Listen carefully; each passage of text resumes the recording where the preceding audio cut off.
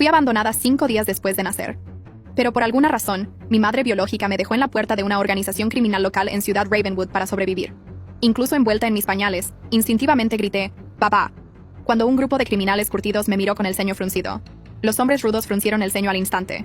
Tal vez deberíamos quedarnos con esta niña. A partir de entonces, gané 108 papás. Pero nuestro hogar era verdaderamente una guarida de forajidos. Todos y cada uno de ellos estaban en la lista de los más buscados. Así que, para evitar causarles problemas a mis papás, viví una vida discreta durante más de una década. Eso fue hasta la escuela secundaria. Fue entonces cuando me encontré con el acoso escolar. Valentina, la abeja reina y sus secuaces, me acorralaron en el baño, salpicándome con agua fría, rompiendo mi ropa e incluso grabándome con su teléfono. «¿Por qué miras fijamente, estudiante becada?», se burló Valentina. «¿Cómo te atreves a mirarme mal?». Me golpearon tan fuerte que en el caos la agarré. Luego ambas caímos por el borde. Caímos desde el tercer piso. Cuando desperté, la señorita Domínguez me estaba regañando en la enfermería. «¿Ella te golpeó? Así que intentaste matarla, ¿es eso?». Su voz era aguda y con disgusto. «Eres absolutamente despiadada. Llama a tus padres inmediatamente. Quiero ver cómo te criaron tus padres». Se me puso la piel de gallina. Pregunté dócilmente. «Señorita Domínguez, ¿está segura de que quiere llamar a mis padres?». En el instante en que las palabras salieron de mi boca, una fuerte bofetada resonó en la habitación. El señor Álvarez, el padre de Valentina, me había golpeado en la cara, con los ojos ardiendo de furia. «Mocosa», gruñó. «Llama a tus padres y discúlpate conmigo». Caí al suelo. La mitad de mi cara palpitaba. La señorita Domínguez actuó como si no hubiera visto nada. En cambio, inmediatamente aduló al señor Álvarez, asintiendo y haciendo reverencias. «Señor Álvarez, tenga la seguridad de que esta escuela lo manejará seriamente y no ha mostrado clemencia». Luego se volvió hacia mí, gritándome directamente a la cara. «Estela, mira lo que le has hecho a Valentina. Llama a tus padres ahora mismo para que paguen sus gastos médicos». Bajé la cabeza, mis uñas clavándose en mis palmas hasta que dolieron. Un sabor metálico a sangre se extendió por mi lengua. «No, fue Valentina», intenté explicar. «Ella fue quien me acorraló en el baño. Me salpicó con agua fría y me rompió la ropa. Yo solo». Pero no pude terminar. Valentina empezó a llorar débilmente desde la cama, su voz temblando lo suficiente como para sonar creíble. «Papá está mintiendo. Yo solo pasaba por allí, y Estela de repente se volvió loca y me empujó por las escaleras. Es solo una estudiante becada celosa de que nuestra familia tenga dinero. Siempre lo ha estado». «Eso no es», repliqué. La señorita Domínguez me interrumpió al instante. «Cállate, Estela. Los hechos son claros. La lastimaste deliberadamente». Me agarró y me arrastró fuera de la sala médica bruscamente. Me arrancó el teléfono de la mano y me lo golpeó contra la mejilla. «No quiero escuchar tus tonterías. Llama a tus padres ahora. Diles que vengan aquí y paguen». En el pasillo, los profesores y estudiantes se volvieron para mirar. Sus miradas se sentían como agujas, curiosidad mezclada con alegría por el mal ajeno. Agarré el teléfono frío, mirando mi abarrotada lista de contactos. Pero no me atrevía a presionar llamar. Tenía 108 papás. Papá 1 era un jefe del sindicato. Papá 3 contrabandeaba armas. Papá 15 prestaba dinero con altos intereses. Papá 78 dirigía un casino ilegal. Y, sin embargo, cada vez que me entregaban una tarjeta negra y me acariciaban la cabeza, decían lo mismo. «Estela, no causes problemas por ahí, pero si pasa algo, ven a nosotros. Si alguien te pone un dedo encima», Papá 1 diría tranquilamente, «haré que toda su familia desaparezca. Cualquiera que te haga sufrir», añadiría el Papá 3. «Iré a por ellos yo mismo». Todos eran los criminales más buscados de Ciudad Ravenwood. Un escalofrío me recorrió. Recordaba que se iban temprano y volvían tarde a casa, con los cuerpos marcados por viejas cicatrices, llevando ese débil olor metálico que siempre intentaban ocultar. Los recordaba quejándose de haberse topado con la policía de nuevo. Recordaba los canales de noticias mostrando sus carteles de búsqueda como un reloj. No podía arriesgarme a ponerlos en peligro. Levanté la vista e intenté una última vez. «Señorita Domínguez». «Mis papás. Están trabajando fuera de la ciudad, muy lejos. No pueden venir». Se me hizo un nudo en la garganta. «Yo. Escribiré una disculpa. Me disculparé públicamente. Aceptaré un expediente disciplinario, cualquier cosa. Solo por favor no los llame, ¿de acuerdo?».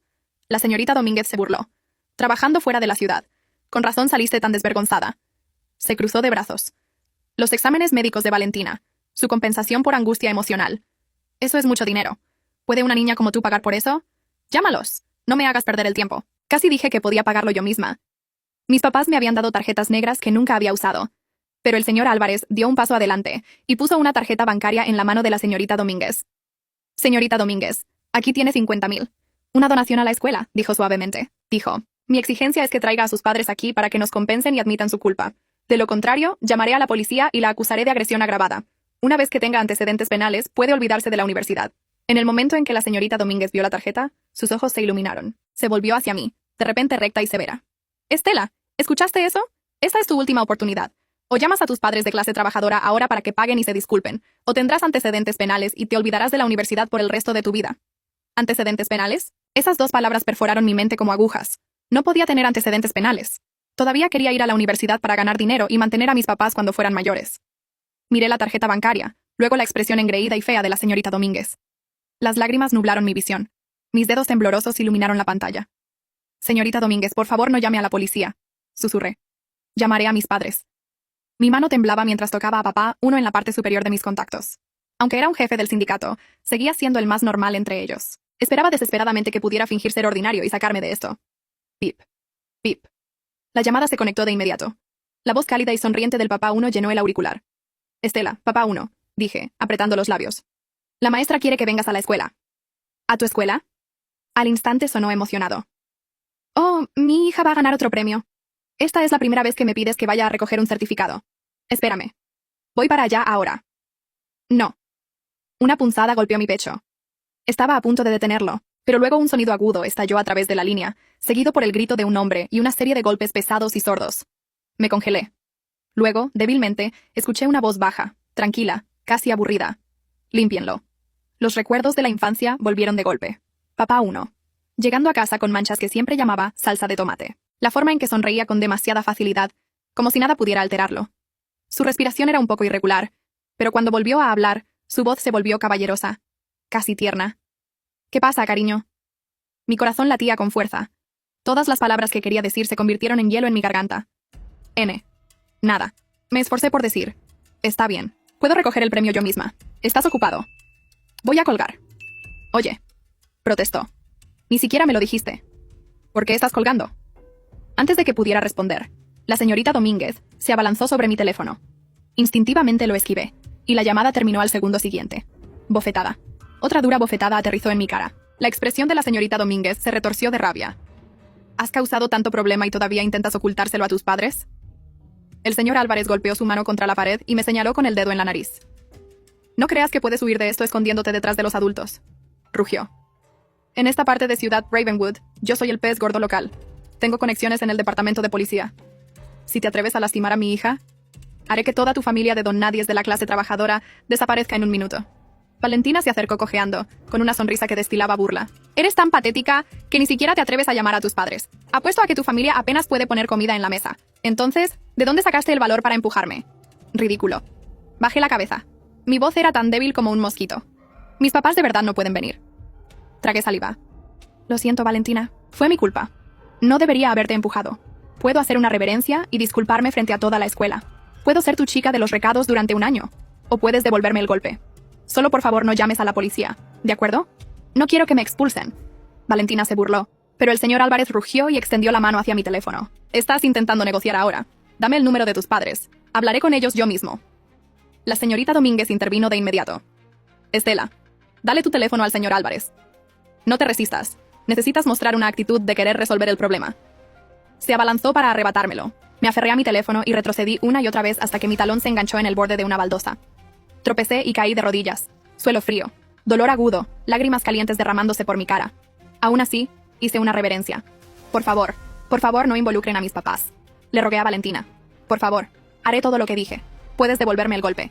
Solo no llames a mis padres. Por favor. Golpe. Golpe. Mi frente golpeó el suelo una y otra vez hasta que la piel me escoció y el calor se extendió por ella. Solo entonces floreció un placer triunfante en el rostro de Valentina. Levantó una mano, deteniendo a su padre, y elevó la voz como si estuviera concediendo misericordia. Bien. Pero disculparse en público no es suficiente. Mañana harás 100 reverencias con la frente en el suelo hasta que estés satisfecha. Solo entonces no llamaré a la policía, ¿de acuerdo? Mis puños se apretaron tan fuerte que mis uñas se clavaron en mi piel. La humillación me quemó. Espesa, asfixiante, insoportable. Pero aún así asentí. Estoy de acuerdo. Mientras no arrastraran a mis papás a esto, valía la pena. Esa noche regresé al pequeño apartamento que alquilaba, con la gorra de béisbol calada, el cansancio pesando en mis huesos. En el momento en que abrí la puerta, olía comida, y luego los vi. 3 hombres yendo de un lado a otro en mi cocina, cocinando como si fueran los dueños del lugar. Papá 66, papá 79, papá 93. Cuando me vieron, sus rostros se iluminaron. Estela está en casa. En la mesa del comedor, papá 66 sonrió y me pellizcó la mejilla. Estela, escuché que vas a recibir un premio en la escuela. ¿Por qué no dejaste que uno de nosotros fuera a buscarlo contigo? Según mis cálculos, debería ser mi turno, ¿verdad? El papá 79 lo refutó inmediatamente, con manos hábiles mientras comenzaba a masajear mis hombros. Tonterías. Es mi turno. El papá 93 puso un tazón de sopa frente a mí. Bebe. Es bueno para tu cerebro. Entrarás en una gran universidad. Me escoció la nariz. Casi lloro, pero forcé una sonrisa. Es solo un pequeño premio, dije a la ligera. No hay necesidad de molestarse. Los llamaré para los premios grandes la próxima vez. ¿De acuerdo? De acuerdo. No discutiremos. Papá 66 se rió. Come primero, cariño. Me sirvieron comida como si fuera preciosa, como si fuera frágil. A mitad de la comida, la expresión del papá 66 se afiló. Respondió a una llamada, en voz baja. Solo capté unas pocas palabras. Ese cargamento siendo vigilado de nuevo saltó al río. Maldición. El dinero es difícil de ganar. Mi corazón se encogió. El miedo me subió por la columna. Dejé el tenedor y respiré lentamente. Papás, ¿podrían dejar de hacer ese tipo de trabajo? Pregunté suavemente. Ya soy mayor. Entraré en una buena universidad y los mantendré. Así que, ¿podrían conseguir trabajos estables en su lugar? Los tres hombres se congelaron a la vez. Luego, como golpeados por un rayo, se abrazaron en grupo, con los ojos de repente llorosos. Nuestra hija, se atragantó el papá 79. Quiere que vayamos por el buen camino, dijo el papá 93, con voz ronca. El papá 66 se golpeó el pecho. Lo haremos. Lo prometemos. 2 horas después, tras darme algunos recordatorios más, me pusieron un par de tarjetas negras más en la mano y salieron a toda prisa. Me quedé en la puerta, viéndolos desaparecer por el pasillo, con los ojos escociendo. Recuerden, les grité, cambiar de trabajo. Lo sabemos. Gritaron de vuelta, pero en el momento en que la puerta se cerró con un clic, el papá 66 frunció el ceño a sus hermanos. Extraño, murmuró. ¿A nuestra hija no le gusta mi proyecto de desarrollo de submarinos nucleares? Los otros dos parecían igual de desconcertados. Tal vez ella quiera algo más estable, dijo el papá 79 seriamente. Y más seguro, papá. 93 añadió con un asentimiento solemne. Mientras tanto me apoyé contra la puerta y abrí mi teléfono. El chat de grupo, mi familia 108, ya tenía 999 mensajes. ¿Estela está cansada de estudiar hoy? ¿Tienes suficiente dinero? No escatimes. ¿Alguien te molestó? Cuéntanos. Me ardían los ojos. Tragué saliva y escribí. Estoy bien todos. No se preocupen. Papás están ocupados con el trabajo. Por favor, cuídense también. Las respuestas explotaron. Emojis de preocupación. Recordatorios para comer, recordatorios para dormir, recordatorios para llamar si necesitaba algo. Mirando la pantalla, tomé una decisión. Nunca más les causaría problemas a mis papás, sin importar lo que me costara. Estela, tienes que aguantar. Todo estará bien después de que consigan lo que creen que quieren. El lunes llegó como una guillotina. Ceremonia de la bandera. Toda la escuela se apiñó en el campo. Un océano de cabezas. Un mar de teléfonos sostenidos un poco demasiado alto. Como si todos fingieran que no estaban grabando. La señorita Domínguez me entregó una hoja de papel como si me estuviera dando un veredicto. Mis rodillas tocaron el suelo. La hierba estaba húmeda. El aire estaba frío. El micrófono chirrió una vez. Luego se quedó en silencio sepulcral. Leí las palabras que habían escrito para mí. Actué por odio, dije, mi voz resonando por todo el campo. Empujé a Valentina Álvarez. Estaba celosa de su familia. Soy una desgracia. Cada oración sabía a óxido. Cada palabra raspaba mi garganta al salir. Valentina estaba sentada en la parte delantera en una silla de ruedas, envuelta en una manta, como una santa en una pintura. Un par de chicas estaban detrás de ella, con las manos en las asas de la silla, engreídas, como si hubieran construido el escenario ellas mismas. Los ojos de Valentina brillaban, no con lágrimas, con emoción. Hice una reverencia. 1. Mi frente golpeó la plataforma con un golpe sordo. 2. 3. A las 10, mi mente comenzó a alejarse de mi cuerpo como si esto no me estuviera pasando a mí, como si lo estuviera viendo desde arriba. A las 50, el dolor se convirtió en una línea de dolor aguda y palpitante. A las 100, todo se volvió borroso. Calor en la línea del cabello, humedad en mi frente. Mi visión oscura en los bordes. Terminé la última línea. Luego me puse de pie. Sobre piernas que no parecían mías, salí de la plataforma. La multitud se separó como si fuera contagiosa. Los susurros se elevaron en un zumbido constante. Escuché, es pobre como una rata. Niña becada. Celos, eso es todo. Siempre lo es. Mírala, se nota que es un problema. Probablemente nadie en casa le enseñó modales. Alguien se rió. Alguien más dijo, lo suficientemente alto como para que yo lo escuchara. Es lógico. No miré hacia arriba. Volví a mi asiento. En mi escritorio, alguien había pintado letras rojas, descuidadas y crueles, justo en la madera. Mentirosa. Basura. Psicópata. Saqué una toallita húmeda y froté hasta que me dieron calambres en los dedos, pero la pintura ya se había hundido. Cuanto más limpiaba, más se extendía, como un moretón que no podías borrar en todo el día. Era como si todo el edificio se inclinara hacia mí. Los profesores miraban a través de mí. Los estudiantes me miraban. Luego miraban a otro lado, como si mirar demasiado tiempo pudiera hacerlos culpables. Las amigas de Valentina pasaban por mi escritorio y se reían tontamente en sus mangas. Cada vez que mi teléfono vibraba, mi corazón se encogía, aterrorizado. Era uno de mis papás llamando, preguntando por qué mi ubicación parecía incorrecta, por qué mis pasos parecían demasiado rápidos, por qué mi respiración sonaba mal. Pero las únicas notificaciones eran del chat grupal. Almuerza. Bebe agua, no te quedes despierta hasta muy tarde. Llama si nos necesitas. No contesté. No podía. Porque si lo hacía. Si me equivocaba aunque fuera una vez, Vendrían, y Ciudad Ravenwood ardería. Sonó el timbre final, y algo en mí finalmente se rompió. Salí corriendo de la clase antes de que alguien pudiera acorralarme de nuevo, antes de que la señorita Domínguez pudiera recordarme mi actitud. No salí por la puerta principal.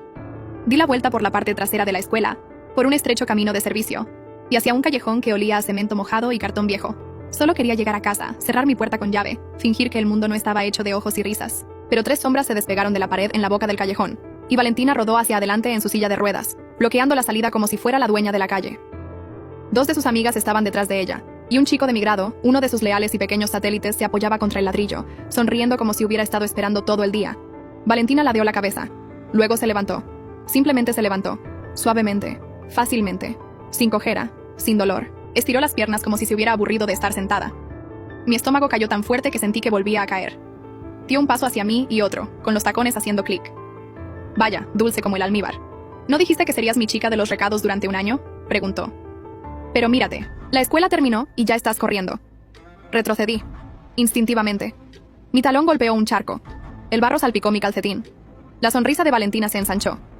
¿Crees que puedes jugar conmigo?, dijo suavemente. ¿En esta ciudad? ¿En mi escuela?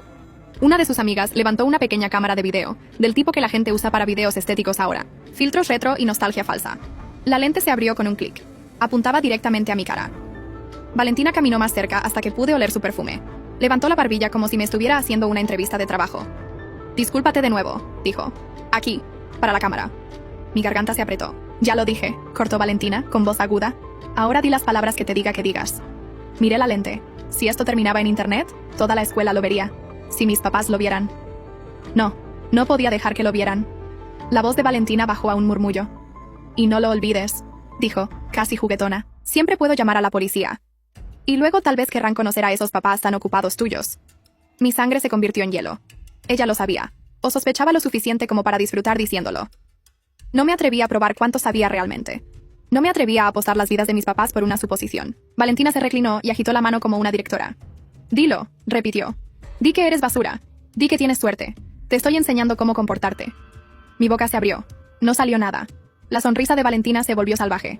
Bien, dijo. Te calentaremos. Agua fría volcada sobre mi cabeza en un brutal chapuzón. Jadé. Mi uniforme se pegaba a mí, pesado y empapado, y se rieron como si fuera la cosa más divertida del mundo. Uno de ellos tiró de mis mangas, tirando con fuerza, arrancando botones, asegurándose de que me sintiera expuesta sin llegar a cruzar la línea. Eso los metería en verdaderos problemas. Otro me untó algo en la mejilla, lápiz labial brillante y humillante, arrastrando el color como una marca. La cámara de video lo capturó todo. Valentina la sostenía ella misma ahora, filmando mi rostro de cerca. Sonríe, canturreó. Parece agradecida. Mis manos temblaban. Mis dientes castañeteaban, no de frío, de pánico. Valentina se agachó un poco para que la lente mirara directamente a mis ojos. Dilo, dijo de nuevo, más suave. Di, gracias Valentina, por educarme. O haré una llamada, y entonces veremos quién viene a la escuela. Mi cerebro zumbaba como un altavoz quemado. Tragué saliva, saboreé a metal, y susurré. Gracias Valentina por educarme. Más alto. Gracias Valentina por educarme de nuevo. Lo repetí una y otra vez, hasta que las palabras dejaron de sonar a español, y empezaron a sonar como algo roto. Finalmente, Valentina se apartó. Satisfecha, me dio una patada en la espinilla. No lo suficientemente fuerte como para dejar pruebas, solo lo suficiente para que mi rodilla cediera. Bien, dijo alegremente. ¿Ves? Puedes aprender. Giró sobre sus talones. Mientras se alejaba, llamó por encima del hombro, tan casual como pedir un café. A partir de ahora, todos los días después de la escuela, esperas aquí. Si te digo que lleves mi bolso, lo llevas. Si te digo que limpies mis zapatos, los limpias. ¿Entendido? Mi voz estaba destrozada. De acuerdo. Valentina se rió. Sus amigas la siguieron fuera del callejón, sus risitas arrastrándose como humo. La lente de la cámara se cerró de golpe. Y luego me quedé sola. Durante mucho tiempo no me moví. El agua goteaba de mi pelo al pavimento. Mi mochila yacía abierta en un charco, los papeles medio flotando, la tinta sangrando. Un examen de matemáticas me devolvía la mirada desde el barro.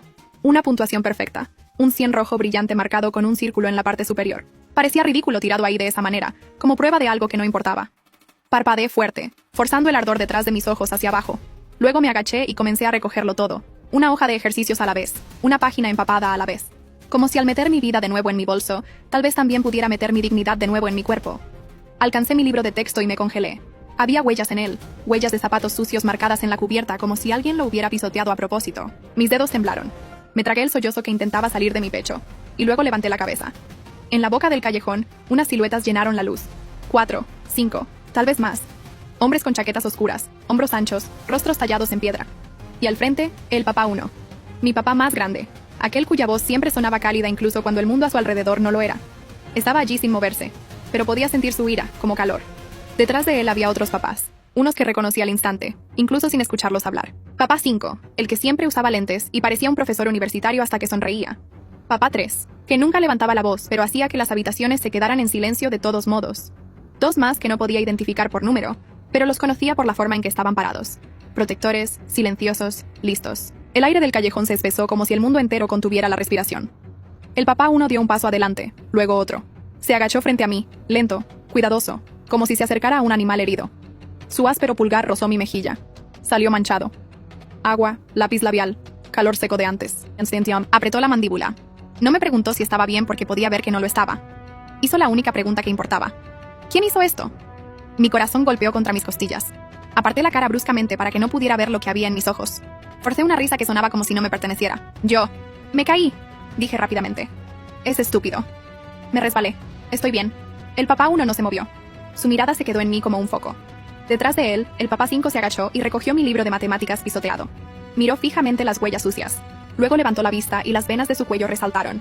Esto es foul, espetó, con la voz de repente rasposa. Esto es un resbalón. Alguien no se resbaló. Alguien intentó aplastarte contra el suelo. El papá 3 se ajustó las gafas. La lente atrapó la luz, ocultando sus ojos por un segundo. Cuando volvió a mirarme, su mirada era afilada como una navaja. Estela, dijo en voz baja, habla. Me mordí el labio tan fuerte que me escoció. Negué con la cabeza. No podía decir el nombre de Valentina. No podía decir señor Álvarez. No podía decir señorita Domínguez. Porque el padre de Valentina tenía dinero y conexiones. Porque se había jactado de la policía como si fuera una mascota con correa. Y porque mis papás eran buscados. Si se movían mal, aunque fuera una vez, alguien se daría cuenta. Alguien lo denunciaría. Alguien volvería a poner sus nombres en las noticias, y todas las promesas que habían hecho en mi mesa, por las que habían llorado, se harían añicos.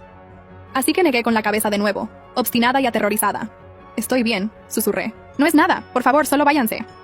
No se involucren. Silencio. Un silencio largo y pesado. El papá 1 me miró como si estuviera leyendo cada mentira en mi rostro. Luego exhaló. No enojado, no aliviado. Solo cansado de una manera que me asustó más que los gritos. Extendió la mano y tomó la mía. Mis dedos estaban helados, su palma estaba cálida y su agarre era suave pero inquebrantable. Estela, dijo suavemente, ¿te acuerdas de cuando tenías 5 años? Mi garganta se apretó. No esperó mi respuesta. Llegaste a casa llorando porque un niño en la calle de al lado te quitó tu caramelo, dijo, con voz baja y firme. No parabas de decir, está bien, no lo necesito. Como si pensaras que querer tu propio caramelo de vuelta estaba mal. Contuve el aliento. Recordé el envoltorio pegajoso en mi puño, el escozor en mis ojos, la forma en que intenté sonreír para que mis papás no se enojaran.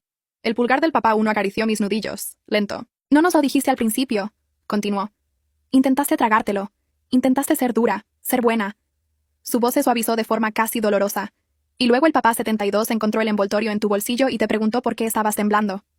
Me ardieron los ojos. Recordé la forma en que todos mis papás se habían amontonado a mi alrededor en la sala de estar como un escudo. Recordé al papá 1 levantando mi barbilla y diciendo, muy tranquilamente, cariño, en esta casa, no sufres sola. El papá 1 me miraba ahora en este callejón con los mismos ojos, cálidos, mortalmente protectores. ¿Crees que nos estás protegiendo? Dijo. Y no había acusación, solo la verdad. ¿Crees que si te quedas callada, nos mantienes a salvo? Mis labios se separaron. No salió ningún sonido. El papá 1 se inclinó más cerca, con la frente casi tocando la mía. Pero escúchame, dijo. Cada palabra lenta y clara. Tú eres nuestra salvación. Mi pecho se partió en dos. Un sollozo surgió antes de que pudiera detenerlo. El papá 1 apretó mi mano una vez, detrás de él. La respiración del papá 5 sonaba ronca. El papá 3 no parpadeaba. La voz del papá 1 bajó aún más. Te lo prometimos, dijo. Si alguien te pone un dedo encima, aparecemos. El terror me invadió. No, susurré, sintiendo pánico. No pueden. Ustedes son. Me tragué la palabra buscados como si fuera veneno. No pueden hacer nada. Por favor no lo hagan. La mirada del papá 1 se dirigió hacia la boca del callejón, como si ya hubiera mapeado cada cámara, cada ángulo, cada riesgo. Luego volvió a mirarme, y su sonrisa gentil y familiar, fue la cosa más aterradora que jamás había visto. ¿Quién dijo que vamos a hacer algo ilegal?, murmuró. El papá 5 dio un paso adelante sosteniendo mi libro pisoteado como evidencia. El papá 3 sacó su teléfono y tocó la pantalla 1, 2 veces, por último, como si ya hubiera comenzado un plan. El papá 1 me apartó el pelo mojado de la frente con una ternura que no encajaba con la tormenta de sus ojos. No vamos a armar un escándalo, dijo suavemente. Vamos a hacer esto de forma limpia. Mi respiración se entrecortó. El papá 1 se levantó, aún sosteniendo mi mano, y me guió hacia la luz como si no pesara nada. Estela, dijo, con voz suave de nuevo, como si estuviéramos caminando a casa desde el supermercado en lugar de estar al borde de una guerra. Vas a contarnos todo. Negué con la cabeza, llorando ahora, temblando tan fuerte que me castañeteaban los dientes. No puedo, susurré. Dijeron que llamarían a la policía. Dijeron que tendría antecedentes. Dijeron que la universidad. El pulgar del papá 1 limpió una lágrima de mi mejilla. ¿Y les crees? Dijo, no burlándose, triste. Porque eres una buena chica. Giró la cabeza ligeramente, sin apartar la mirada de mí, sino hablando a los papás detrás de él. Llévenla a casa, dijo tranquilamente. Mi corazón dio un vuelco. A casa, no al pequeño apartamento, no al refugio alquilado, se refería al lugar donde 108 hombres me llamaban su hija, como si fuera la única cosa sagrada que quedaba en su mundo. La mirada del papá 1 volvió a mí, y sobre la escuela, añadió, con voz aún cálida, aún tranquila, aún aterradora. Mañana por la mañana, dijo, vamos a visitar a tu director. Contuve el aliento. Y a la señorita Domínguez, continuó como si estuviera leyendo una lista de compras. Y al señor Álvarez. Un sollozo se me escapó. Papá 1. Se inclinó, presionó su frente contra la mía por un segundo, y susurró para que solo yo pudiera escuchar. Cariño, dijo. Ya te inclinaste 100 veces. Su voz se volvió más suave que suave. Nunca volverás a hacer eso. Por un segundo no pude respirar, porque había algo peor que ser humillada frente a toda la escuela. Fue la repentina comprensión de que había fallado en la única cosa que había estado intentando hacer toda mi vida. Mantenerlos fuera de problemas. El papá 1 apretó mi mano y asintió una vez, como si hubiera escuchado cada pensamiento de pánico en mi cabeza. Detrás de él, el papá 5 y el papá 3 se movieron sin apresurarse, sin levantar la voz, sin gritos, sin amenazas. Solo movimiento. Propósito. El papá 5 se quitó la chaqueta, y me la puso alrededor de los hombros con tanto cuidado que se sintió como si me arroparan en la cama. El papá 3 se agachó, cerró mi mochila, y deslizó mis hojas de ejercicios arruinadas en una carpeta limpia que había sacado de la nada. Luego me miró y dijo, «Teléfono». Me encogí instintivamente. No porque no confiara en él, porque tenía miedo de lo que encontraría. Pero la voz del papá 3 se mantuvo calmada. «No para leer tus mensajes», dijo, como si pudieras ver la vergüenza quemándome la garganta. «Para salvarte». Se lo entregué con dedos temblorosos. Los pulgares del papá 3 se movieron rápidamente. Abrió la galería de mi cámara, mis notas, mis descargas, mi papelera. Revisó la página del grupo de la escuela. Buscó el nombre de Valentina. El papá 1 me guió hacia la calle como si el callejón tuviera dientes. Una furgoneta negra esperaba en el bordillo, con el motor ya en marcha. El papá 79 estaba en el asiento del conductor. El papá 66 estaba en el asiento del pasajero, masticando chicle como si intentara moler la ira con sus molares. Cuando me vieron, ambos se quedaron inmóviles. No conmocionados, no sorprendidos, solo dolidos. El papá 66 abrió la puerta y tendió la mano. Subí, temblando tan fuerte que sentía los huesos flojos. El papá 5 se sentó a mi lado, con un brazo rodeando mis hombros sueltamente, lo suficientemente ligero como para que pudiera respirar, lo suficientemente firme como para que no pudiera desmoronarme. La puerta se cerró. El mundo exterior se volvió amortiguado. Por primera vez en todo el día, me permití llorar como si lo sintiera de verdad. No lágrimas silenciosas, feos sollozos jadeantes que sabían a óxido y alivio. El papá 1 no subió a la furgoneta. Se quedó en la acera, enmarcado por la luz de la calle, mirándome a través del cristal tintado. Se llevó el teléfono a la oreja y dijo algo que no pude escuchar. Luego me sonrió, cálido, familiar, y la sonrisa no le llegó a los ojos. La furgoneta arrancó. No fuimos a mi pequeño apartamento. Fuimos al hogar real, el que fingía que no necesitaba. El edificio parecía normal por fuera, de ladrillo descolorido, con un vestíbulo que olía débilmente a café viejo y limpiador de limón. Pero en el momento en que se abrieron las puertas del ascensor, el pasillo estaba lleno. Hombres. Tantos hombres. No los 108, pero suficientes para que mi pecho se apretara. Algunos cocinaban, otros limpiaban. Algunos estaban sentados en el suelo como si llevaran horas esperando. Cuando me vieron, la habitación se quedó en silencio de una forma que parecía sagrada. Luego estalló. «Bebé Estela, ¿quién te hizo llorar? ¿Quién te tocó?» Las manos se acercaron. Manos cuidadosas, manos gentiles. El papá 93 empujó un cuenco de agua tibia hacia mí con un paño. El papá 72, mi envoltorio de caramelo. Papá se arrodilló frente a mí como si tuviera 5 años de nuevo. Miró mi mejilla hinchada, mi pelo húmedo, el desgarro en la manga de mi uniforme. No pidió detalles primero, solo dijo en voz baja: «Estamos aquí, ¿de acuerdo?» Asentí, porque si intentaba hablar, me rompería de nuevo. El papá 3 caminó hacia el centro de la sala y levantó mi teléfono. «Tengo algo», dijo.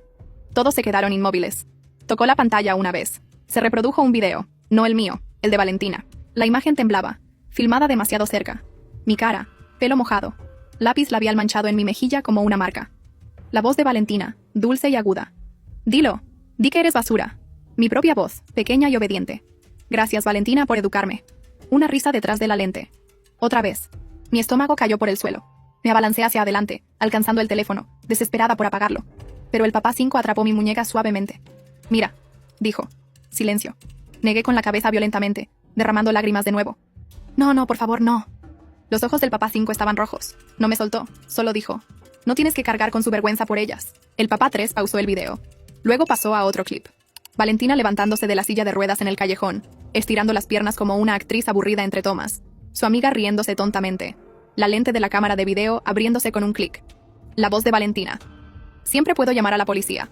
El papá 3 giró la pantalla hacia la habitación. ¿Lo envió?, preguntó alguien. El papá 3 negó con la cabeza. Lo publicó, dijo con calma. Historia privada.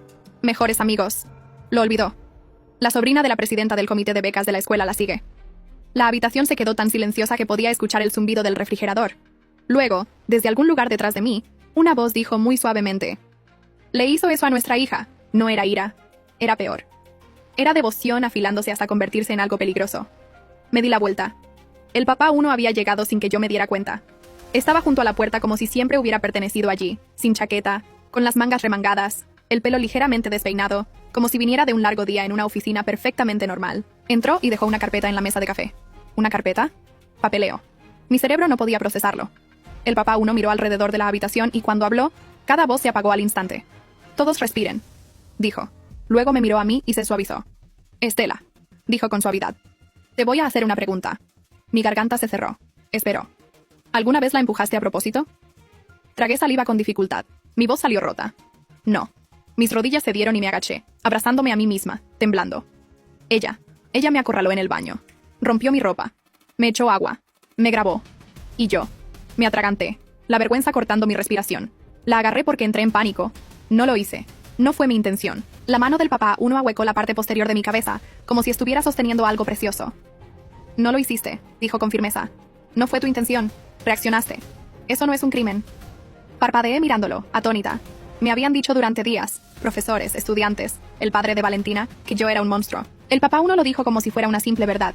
«Te estaban haciendo daño». Se enderezó y miró a la habitación.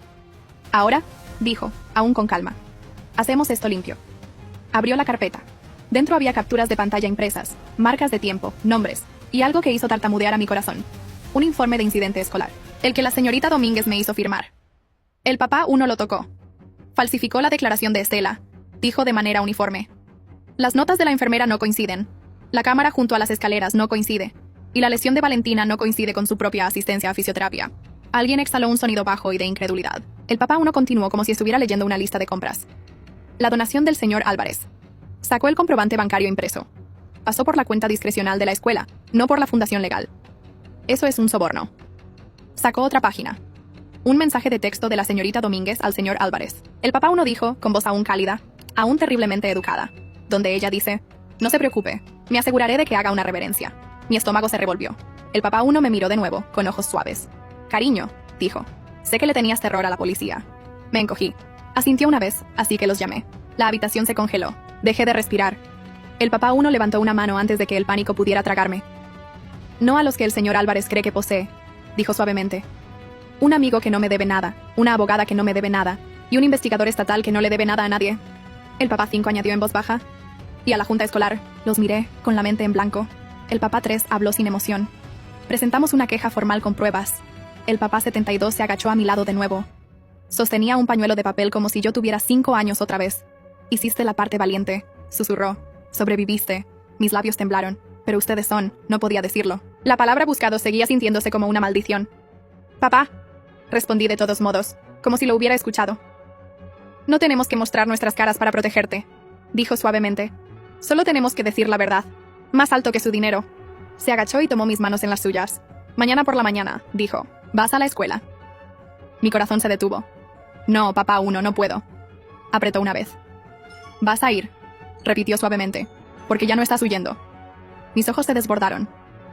«Y no vas a ir sola». A la mañana siguiente, entré por la puerta principal de la preparatoria Ravenwood, con la cabeza alta por primera vez en semanas. No porque no tuviera miedo. Porque no estaba sola. Una mujer con un traje azul marino caminaba al lado, la señora Castillo, nuestra abogada. Parecía ordinaria en la manera que significaba que no lo era. Detrás de ella había 2 hombres con ojos tranquilos y placas sujetas con clips. No policías locales, investigadores estatales. No se pavoneaban, no amenazaban. Simplemente existían. Y esa existencia cambió el aire. Los susurros ondularon a través del patio como el viento entre la hierba. Esa es ella, esa chica becada. ¿Por qué está la policía aquí? Valentina estaba sentada cerca de la oficina principal en su silla de ruedas, con la manta colocada perfectamente. Estaba sonriendo hasta que vio a la señora Castillo, hasta que vio las placas, hasta que me vio a mí. Su sonrisa tembló solo una vez. La señorita Domínguez salió de la oficina como una reina caminando por su escenario. Entonces notó a los investigadores. Su rostro cambió, no a culpa, a cálculo. Abrió la boca para hablar, y la señora Castillo la interrumpió con una voz tranquila que no se elevó. Señorita Domínguez, dijo, estamos aquí con respecto a una queja formal por acoso, coacción, represalias y fabricación de la declaración de una estudiante. La señorita Domínguez se rió demasiado rápido. Esto es ridículo. Estela agredió a otra estudiante. Uno de los investigadores sostuvo un teléfono. Y este es un video de esa estudiante herida caminando normalmente inmediatamente después del incidente, dijo. La cabeza de Valentina se giró hacia un lado de golpe. Sus ojos se abrieron de par en par. Su boca se abrió. No salió ningún sonido. La señora Castillo giró la pantalla ligeramente para que Valentina también pudiera verla. Las mejillas de Valentina se sonrojaron de color rosa brillante. Es eso. Tartamudeó. Eso fue. Ella me obligó. Otro investigador sacó tranquilamente capturas de pantalla impresas. Su cuenta publicó un video de usted coaccionándola en un callejón, dijo. Valentina lo miró fijamente como si el papel pudiera morderla. El rostro de la señorita Domínguez se puso pálido. Luego, como un animal arrinconado, se abalanzó para tomar el control. Ustedes no lo entienden. El señor Álvarez está aquí, dijo una voz. El señor Álvarez cruzó las puertas con la confianza de un hombre acostumbrado a ganar. Miró las placas y no parpadeó. Miró a la señora Castillo y sonrió. Contrabandista, está cometiendo un error, dijo suavemente. Dono a esta escuela. Conozco gente. La señora Castillo levantó un comprobante impreso. Usted donó, corrigió, a una cuenta no autorizada para fondos caritativos. La sonrisa del señor Álvarez vaciló durante medio segundo. Luego se recuperó. Eso no significa... El investigador se volvió hacia él. Significa que vamos a abrir una investigación, dijo, y significa que usted va a dejar de contactar a esta estudiante y a su familia inmediatamente. Los ojos del señor Álvarez se dirigieron hacia mí, fríos y furiosos. Intentó dar un paso más cerca. Uno de los investigadores se movió, bloqueándolo con un movimiento simple. No agresivo, solo definitivo. La mandíbula del señor Álvarez se apretó. ¿Qué familia?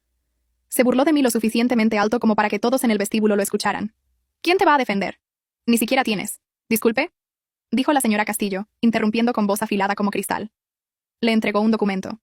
El papeleo de tutela de Estela, dijo. Y una solicitud de orden de restricción ya presentada. El señor Álvarez miró fijamente la página. Su rostro se volvió extraño. No enojado. Confundido porque era la primera vez que alguien le respondía con algo que no podía comprar en ese momento. Me quedé allí temblando y sentí algo desconocido elevarse en mi pecho. No rabia, no humillación. Algo más firme. Algo parecido a la dignidad. Valentina emitió un sonido fino. ¿Papá? El investigador la miró. Señorita Álvarez, dijo. Necesitaremos una declaración. Y necesitaremos su teléfono. Sus dedos se cerraron alrededor de los reposabrazos de la silla de ruedas. Luego lentamente se puso de pie. Justo ahí en el vestíbulo, frente a todos. La manta resbalando. Sin cojera. Sin dolor. 100 ojos la vieron delatarse en tiempo real. Se hizo un silencio. Tan profundo que parecía que el edificio había dejado de respirar. Valentina se congeló porque se dio cuenta de lo que acababa de hacer. Alguien en la parte de atrás susurró. Puede caminar. Otra voz, más alta. Estaba fingiendo. No me moví. No sonreí. Solo observé. La señorita Domínguez se volvió del color del papel. El rostro del señor Álvarez se endureció en algo feo. Pero ahora parecían pequeños porque la verdad era más grande. Para el almuerzo, la preparatoria Ravenwood se sentía como un mundo diferente. No más amable, no de repente justo. Simplemente despierto. Volaban los rumores. Surgieron videos. Las personas que se habían reído de mi disculpa evitaban mis ojos. Mi escritorio estaba limpio. No por mis manos, por un conserje, quien me dio un rápido y suave asentimiento, como una disculpa que no sabía cómo decir. Esa tarde, el director convocó una asamblea.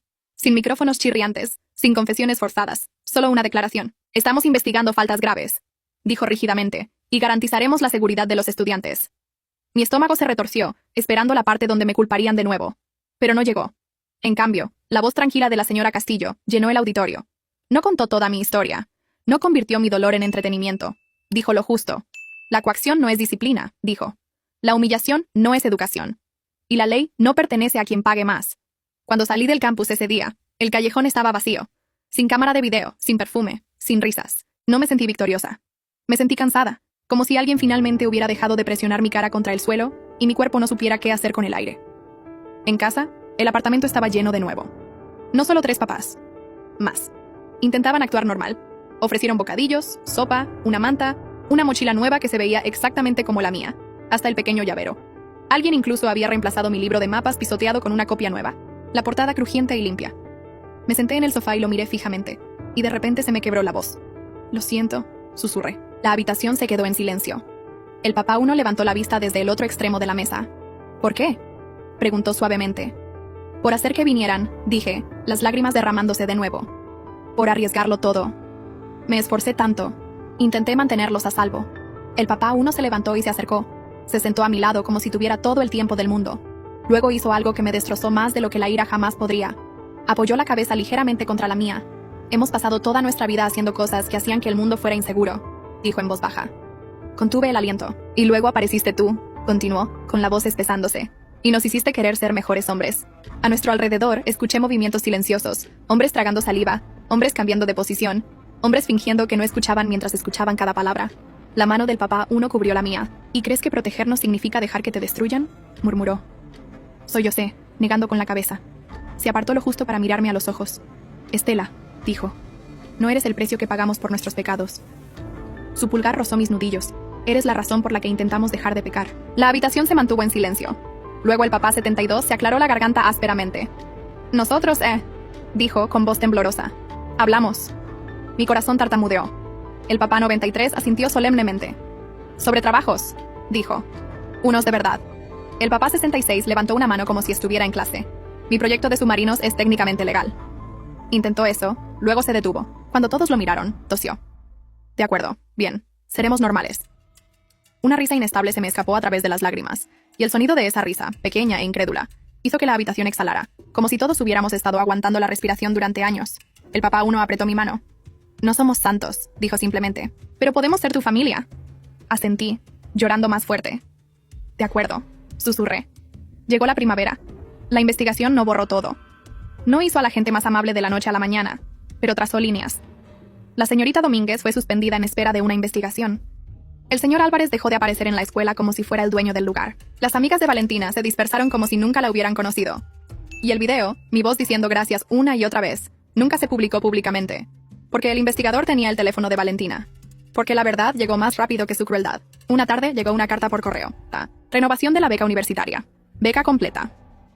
Miré el sobre durante mucho tiempo antes de abrirlo. Cuando finalmente leí las palabras, mi visión se nubló. No me di cuenta de que estaba llorando hasta que el papá uno estuvo frente a mí. «¿Qué pasa?», preguntó, intentando sonar casual y fracasando.